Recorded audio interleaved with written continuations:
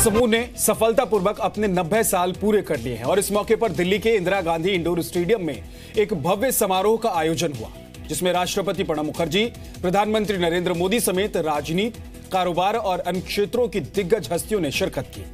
प्रधानमंत्री मोदी ने कहा कि उनका एसएल ग्रुप से नाता बहुत पुराना है और एसएल परिवार हमेशा कुछ नया करने की सोचता है। पीएम ने कहा कि एसएल परिवार ने मिट्टी से लेकर सैटेलाइट तक की यात्रा तय की है। महाजनो ये न गतः सह पंथः, कहते हैं जिस राह गए हैं महापुरुष वही राह सही है। पथ बनने के बाद पथिक तो बहुत आते हैं, पर ऐसा कोई एक ही होता है जो अपने ख्यालों में उस राह को गुजरते देखता है। ये कहानी है एसएल ग्रुप की। एक बिजनेस ग्रुप के तौर पर एसएल ग्रुप की 90 साल की उपलब्धियों का एक झरोखा दिल्ली में दिखा। एक छोटे से कारोबार से असीमित संभावनाओं के आकाश तक की विकास यात्रा करने के संघर्ष और कामयाबी का एक गुलदस्ता आपके सामने था। एसएल ग्रुप के 90 साल पूरे होने पर दिल्ली के इंदिरा गांधी इंडोर स्टेडियम में हुए इस समारोह में खुद देश के राष्ट्रपति प्रणब मुखर्जी और प्रधानमंत्री नरेंद्र मोदी मौजूद थे। कुछ साल संघर्ष में बीते, फिर सुभाष जी ने बाजार को देखते हुए कुछ बदलाव किए और आज ये कंपनी लैमिनेटेड ट्यूब्स बनाने वाली दुनिया की नंबर 1 कंपनी है। संकट में आए चावल में तो दाल पे चले गए, दाल से निकले तो कहीं और चले गए। हर संकट को अवसर में पलटने का प्रयास करना। और कोई सोच सकता है कि सॉइल से लेकर के सैटेलाइट तक अपने आप को विस्तार कर देना। आज भी आपने देखा होगा, उन्होंने अपनी पूरी ताकत, जो नया विजन दिया है, जिसको मैं कहूं तो एक सोशल एंटरप्रेन्योर के रूप में अपने आप को प्रस्तुत किया है।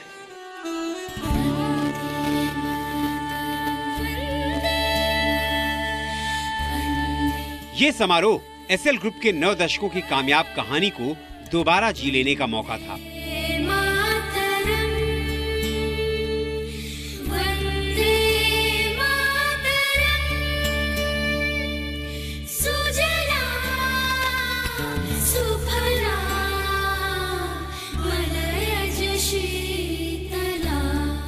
इस मौके पर ग्रुप की फिलॉसफी के मुताबिक कारोबार के जरिए समाज के लिए कुछ नया करने की धुन एक बार फिर दिखी।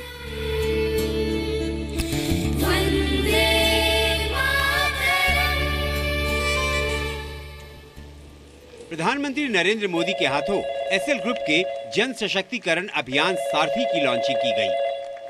हेलो सारथी, मेरे बच्चे को पास वाले स्कूल में एडमिशन नहीं मिल रहा है, क्या आप मेरी मदद कर सकते हैं? सारथी एक जन सशक्तिकरण अभियान, जी मीडिया की पहल। सारथी अपने आप में साथी भी है। हमारे देश में अधिकारों के लिए तो हमने बहुत कुछ किया है। हर किसी को अधिकारों के लिए जागरूक किया है, अधिकारों के लिए संघर्ष करने के लिए प्रेरित किया है। अधिकार के नाम पर अच्छी अच्छी सरकारों को ऊपर नीचे करने के लिए बड़े बड़े रोल अदा किए गए हैं। लेकिन आज़ादी के बाद कर्तव्य भाव जितनी मात्रा में जगाना चाहिए था, उसमें हम कम पड़े। इस सारथी के माध्यम से अधिकारों की पूर्ति कैसे हो, कर्तव्य की अनुभूति कैसे हो और कर्तव्य का दायित्व निभाने का प्रयास कैसा हो, उसका एक अच्छा सा जुड़ाव उसके अंदर नजर आ रहा है। मैं इस कल्पना के लिए आपको बधाई देता हूं और मुझे विश्वास है कि समाज के उन लोगों की आवश्यकताओं की पूर्ति में टेक्नोलॉजी के उपयोग से लोगों की सहायता करने का एक बहुत बड़ा काम इसके द्वारा होगा। एसएल ग्रुप के 90 साल पूरे होने पर डीएससी फाउंडेशन की नींव भी डाली गई, जिसमें चेयरमैन डॉक्टर सुभाष चंद्रा और उनके भाइयों ने अपनी निजी संपत्ति से 5,000 करोड़ रुपए फाउंडेशन को दिए। हम सब ने आज तय किया कि अपनी संपत्ति का कुछ एक भाग हम चारों भाई प्रधानमंत्री जी के हाथों देकर इस डीएससी फाउंडेशन का एक फॉर्मल उद्घाटन करें, तो मैं आपसे कहना चाहूँगा कि हमारा परिवार 5,000 करोड़ रुपए इस डीएससी फाउंडेशन को प्लेज करता है। कहना है कि वर्ल्ड इज वन न्यूज़। समारोह में एसएल ग्रुप यंग एट 90 के अपने उत्साह को साकार कर रहा था, सकारात्मक तौर पर आगे बढ़ने के अपने संकल्प को दोहरा रहा था। World is one news. वहाँ मौजूद रहे राष्ट्रपति प्रणब मुखर्जी ने अपने भाषण में इसी बात को कुछ यूं रखा। Views may differ, but not the facts. Today,